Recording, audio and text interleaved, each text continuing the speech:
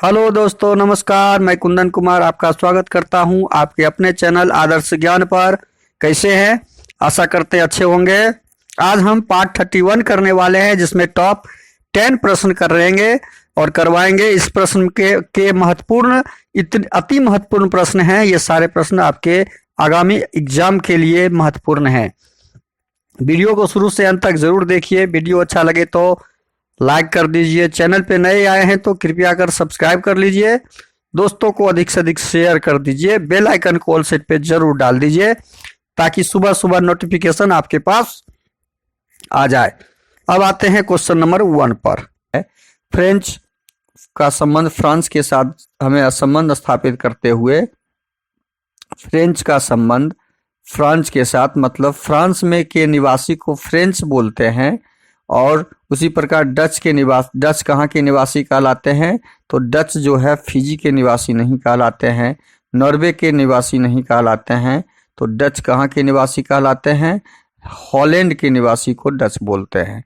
Holland के निवासी को, स्वीडन के निवासी को डच नहीं बोला जाता है। तो हमारा सही आंसर हो जाएगा फ्रांस के निवासी, फ्रांस के में रहने वाले लोगों को फ्रेंच बोलते हैं, तो हॉलैंड में रहने वाले लोगों को डच बोला जाता है। तो हमारा सही आंसर ऑप्शन 3 हो जाएगा, हॉलैंड। अगला प्रश्न है क्वेश्चन नंबर 2। 4 का संबंध 19 के साथ ज्ञात करते हुए 7 का संबंध हमें प्रश्नवाचक चिन्ह के साथ ज्ञात करना है और ऑप्शन से ढूंढना है। अब देखिए 4 को क्या किया, 19 हो गया। 4 को यदि हम 4 चौके 16, 4 को यदि हम 4 से गुना कर दें, 4 को यदि हम 4 से गुना कर दें और 3 जोड़ दें, तो 4 चौके 16, 3 19 हो जाता है। क्या उसी प्रकार 7 का हम ज्ञात कर पाएंगे? 7 को 7 से गुना करके 3 जोड़ दें, तो 7 सत्ते 49 और 3 52। 49 और 3 49 में 3 जोड़ते हैं तो 52 हो जाता है। देखिए हमारा आंसर, ये पैटर्न समझ में आ गया आपको? पैटर्न क्या लगा हुआ है? पैटर्न क्या लगा हुआ है कि 4 का वर्ग में 3 जोड़ देने से 19 प्राप्त हो जाता है। उसी प्रकार 7 के वर्ग में 3 जोड़ देने से हमें 52 प्राप्त हो जा रहा है। तो हमारा सही आंसर क्या हो जाएगा? Option first 52। अगला प्रश्न है क्वेश्चन नंबर 3। DIMO का संबंध DMI, देखिए इस तरह के प्रश्न अभी लेटेस्ट आपके लिए एग्जाम में आए हैं।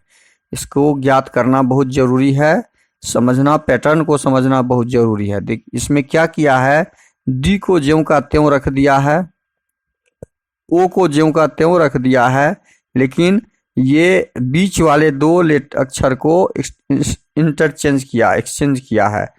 एम के जगह पे फर्स्ट में ले आया, आई को सेकंड में ले आया, थर्ड में ले आया।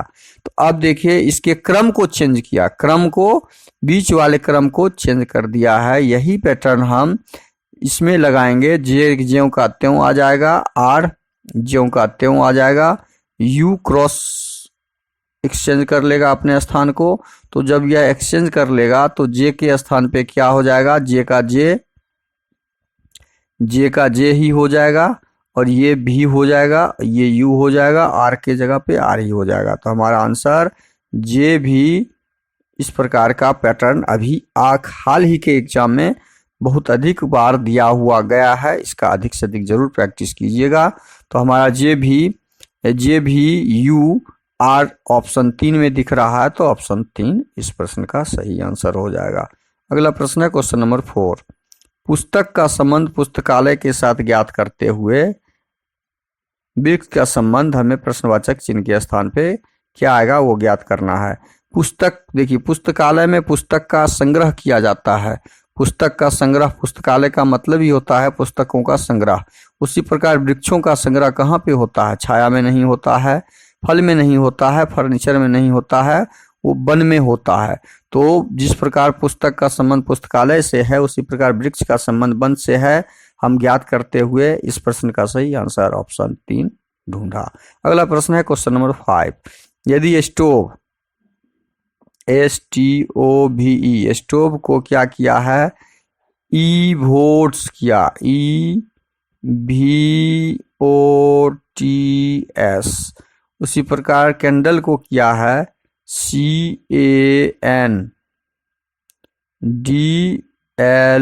कैंडल को क्या किया, ELDNAC।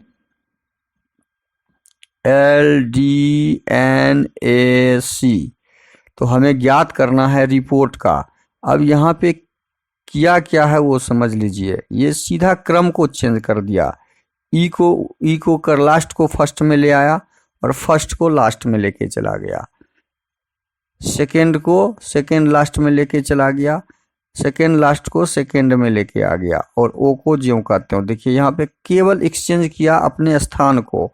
उसी प्रकार कैंडल में भी किया गया है, फर्स्ट को लास्ट में दे आया, सेकेंड को सेकेंड लास्ट में दे आया, थर्ड को थर्ड में दे आया, और डी को ज्यों का त्यों रख दिया, एल को सेकेंड लास्ट को फर्स्ट में, सेकेंड फर्स्ट में, और लास्ट को फर्स्ट में कर दिया। तो जब हम ये पैटर्न ढूंढ लिए कि इसके क्रम को ठीक उलट दिया गया है, तो रिपोर्ट के क्रम को हमें ज्ञात करना है। हमें निकालना किसका आंसर है, REPORT का। जब इसका आंसर ढूंढना हो तो हम कैसे ढूंढेंगे, हम इसको R को लास्ट में रखेंगे, T को शुरू में रखेंगे, तो हमारा T से शुरू हो जाएगा। और T से शुरू होने वाला हमारा एक ही लेटर है, एक ही शब्द है जो ऑप्शन 3 में दिया हुआ है। बाकी हम आगे एग्जाम में आंसर ढूंढने के बाद हम आगे काम नहीं कर पाएंगे, लेकिन पूरी जानकारी आपको होना जरूरी है। अब यहाँ पे R हो जाएगा, सेकंड में क्या हो जाएगा, R हो जाएगा, उसके बाद यहाँ पे O हो जाएगा, P, उसके बाद यहाँ पे P हो जाएगा, और उसके बाद यहाँ पे E हो जाएगा। तो हमारा ये TROPER ऑप्शन सही है। ऑप्शन 3 नंबर हमारा क्रॉस करके क्रम को चेंज करके आंसर ढूंढ लिया। क्वेश्चन नंबर 5 का सही आंसर हो जाएगा ऑप्शन 3। अगला प्रश्न है क्वेश्चन नंबर 6। कौन सी उत्तर आकृति प्रश्न आकृति के प्रतिरूप को पूरा करेगी। अब देखिए इस आकृति में किस प्रकार का आकृति हमें ज्ञात होगा। एक आकृति तो यहाँ पे ऐसे बनेगा, बॉक्स कंप्लीट होगा। तो ये बॉक्स किस में कंप्लीट है, देखिए बॉक्स पहले कंप्लीट कीजिए, एक बॉक्स कंप्लीट हो गया। अब बॉक्स कंप्लीट होने के बाद एक बॉक्स के साथ ऐसे जुड़ेगा, तो बॉक्स के साथ एक ऐसे जुड़ा हुआ है, सटा हुआ है, ये सटा हुआ है, ये भाग पूरा भरा हुआ है, ठीक है। अब इसमें क्या है, एक बॉक्स अंदर है, बॉक्स के अंदर एक लाइन खींचा हुआ है, तो बॉक्स के अंदर एक लाइन ऐसे आएगा और उसमें एक गोलाकार एरिया लगा हुआ है, ऐसे एक गोलाकार एरिया इससे सट के गया हुआ है। अब इस तरह की आकृति हमें इस दिशा की ओर देखना है कि इस दिशा की ओर कौन सी है। इस दिशा की ओर एक यहाँ दिख रहा है और एक यहाँ दिख रहा है, लेकिन ये एक लाइन यहाँ पे पूरा होना चाहिए था इसमें, जो कि नहीं है, तो ऑप्शन ए नहीं होगा। ऑप्शन बी में 2 में दिख रहा है, इस तरह की आकृति हमारा ऑप्शन 2 में दिख रहा है, जो कि ऑप्शन 2 इस प्रश्न का। और 3 तो ठीक उल्टा है, 3 में तो होगा ही नहीं, और 4 भी ठीक उल्टा है, 4 में ये लाइन ऐसे होगा, इसलिए 4 भी नहीं होगा। तो हमारा ऑप्शन 2 क्वेश्चन नंबर 2 का सही आंसर हो जाएगा। अगला प्रश्न है क्वेश्चन नंबर 7। यदि जोड़ गुना के लिए है, 7 में क्या दिया है, बाडमास के नियम के तहत नहीं बल्कि क्रम के 48 जोड़ 6 घटे 12 भागा 2 जोड़ 10 बराबर वाट। तो 48 जोड़ गुना के लिए है, जोड़ किसके लिए है, 7 में क्या दिया हुआ है 48, जोड़ का अर्थ क्या दिया है। अब देखिए प्रश्न को समझिए, यहाँ पे 6 12 2 10 संख्या हमने डाल दिया। अब चिन्ह को बदलना है, चिन्ह के जगह पे जोड़ का मतलब क्या दिया हुआ है, यहाँ पे जोड़ का मतलब भाग दिया है, तो जोड़ के जगह पे हम भाग रखेंगे। घटाव का मतलब क्या दिया हुआ है, जोड़ दिया हुआ है, तो घटाव के जगह पे जोड़ रखेंगे।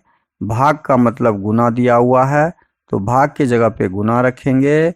और जोड़ और क्या दिया है, भाग के जगह पे गुना का चिन्ह दिया है और जोड़ के जगह पे भाग का चिन्ह दिया है, भाग रख दिए। अब इसको सॉल्व कीजिए। अब इसके लिए हमें बॉडमास के नियम का रूल नहीं लगाना है, नॉर्मल क्रम जो आएगा वो क्रम के अनुसार। तो 48 8 5 8 6 48 जोड़ 12 दूनी 12 गुना 2/10, 12 गुना 2/10। अब इसको ज्यों का जैसा क्रम है वैसी क्रम में हमको इसका आंसर ढूंढना है। 8 जोड़ बॉडमास का रूल नहीं देखना है, तो 12 8 पहले क्या करेंगे, इसको जोड़ेंगे। 12 8 20, कोई कोष्ट नहीं है। 12 8 20, तो 20 हम कर दिए यहाँ पे, बराबर 12 8 20, 20 गुने 2/10। हमने कोई नियम यहाँ पे दिया हुआ है कि बॉडमास नियम के तहत नहीं बल्कि क्रम के अनुसार। तो क्रम में पहले जोड़ का क्रम था, उसके बाद गुना का क्रम है। तो अब हम इसे काटेंगे तो हमारा आंसर क्या निकल जाएगा, 4। प्रश्न के अनुसार हमारा आंसर 4, जो ऑप्शन 4 में ही दिया हुआ है। तो इस प्रश्न का सही आंसर ऑप्शन 4 हो जाएगा। अगला प्रश्न है क्वेश्चन नंबर 8। क्वेश्चन नंबर 8 का देखिए 0.1। देखिए इस तरह के प्रश्न आजकल बहुत आने लगे हैं हर एक एग्जाम में, तो इसको सही से प्रैक्टिस कीजिएगा। प्रश्नवाचक चिन्ह के स्थान पे क्या आएगा उसको ज्ञात करना है। 0.15, उसके बाद 0.3, उसके बाद है 0.12, उसके बाद है 0.24। बीच में प्रश्नवाचक चिन्ह पे हमें ज्ञात करना है। अब देखिए 1.5 में गुने 2 बराबर 0.3 ज्ञात हुआ। 0.3 गुने 2 बराबर 0.6 हो जाएगा। तो मतलब प्रश्नवाचक चिन्ह के स्थान पे 0.6 आना चाहिए। अब अगला टर्म देख लेते हैं। 0.6 गुना 2 बराबर 1.2 आ रहा है। इसी प्रकार 1.2 गुना 2 बराबर 2.4 आ रहा है। इसका मतलब है हम जो पैटर्न ढूंढे हैं वो पैटर्न क्या है, 2 का मल्टीपल है। 2 का मल्टीपल है, तो हमारा क्रम जो तीसरा क्रम में जो आएगा 3.3 को 2 से जब गुना करेंगे तो हमारा 0.6 क्रम जो आएगा वही हमारा आंसर होगा। तो इस प्रश्न का सही आंसर ऑप्शन 1 हो जाएगा। इस प्रश्न का सही आंसर ऑप्शन 1 हो जाएगा। इसमें घबराने की जरूरत नहीं है। इस प्रकार के प्रश्न आजकल खूब आने लगे हैं। यहाँ पे प्रश्नवाचक चिन्ह की जगह पे हमारा 0.6 आंसर आएगा। अगला प्रश्न है question number 9। BCD DBC EFG प्रश्नवाचक चिन्ह HIJ। अब समझिए इसको, इसके बीच क्या रिलेशन है। B को कन्वर्ट किया है D में, मतलब 2 प्लस, यहाँ 4 1 में कन्वर्ट हुआ, प्लस 1 में 4 1 में कन्वर्ट हुआ, 5 फिर किस में कन्वर्ट होगा, और मान लीजिए 2 में कन्वर्ट हुआ, 2 प्लस में, तो 5 2 में कन्वर्ट होगा, तो यहाँ पे क्या हो जाएगा, G हो जाएगा। यहाँ पे हमारा क्या हो जाएगा, प्रश्नवाचक चिन्ह की जगह पे G हो जाएगा। और उसमें फिर हम 1 प्लस करेंगे तो 8 हो जाएगा। ठीक है, हमारा पैटर्न हमें ज्ञात हो गया, 2 प्लस 1 प्लस 2 प्लस 1 प्लस का। अब सेकेंड लेटर के साथ क्या पैटर्न लगा हुआ वो देखते हैं। C से B हो गया, मतलब -1 हुआ है। अब B से F हुआ, 2 से 4 प्लस हो गया। यहाँ 4 प्लस का पैटर्न है। अब F से क्या हुआ है, ये यहाँ पे सेकेंड में क्या आएगा वो देखिए। F से 1 + 4 फिर -1 का यदि पैटर्न लगाते हैं तो 6 में से 1 जाएगा तो 5। इसका मतलब है E यहाँ पे आना चाहिए, G और E। G वाला हमारा आंसर तो यहीं पे क्लियर हो गया। G जैसे ही आ गया तो जी वाला ऑप्शन एक ही दिया हुआ है, लेकिन पूरा एग्जाम में हमें इसके आगे नहीं जाना है। एग्जाम में बस इतना पे ही हम आंसर ढूंढ लेंगे, लेकिन पूर्ण जानकारी होना जरूरी है कि पैटर्न लगा हुआ क्या है। पैटर्न इसमें +1 लगा हुआ है, तो ई में यदि 4 जोड़ते हैं क्या आय हो रहा है? हो रहा है। 5 4 9, मतलब सेकेंड लेटर में -1 + 4 -1 + 4 का पैटर्न है। अब तीसरे लेटर में देखिए क्या पैटर्न है। 4 -1 का पैटर्न, फिर वही पैटर्न है -1 + 4, और फिर -1 का पैटर्न यहाँ आ जाएगा।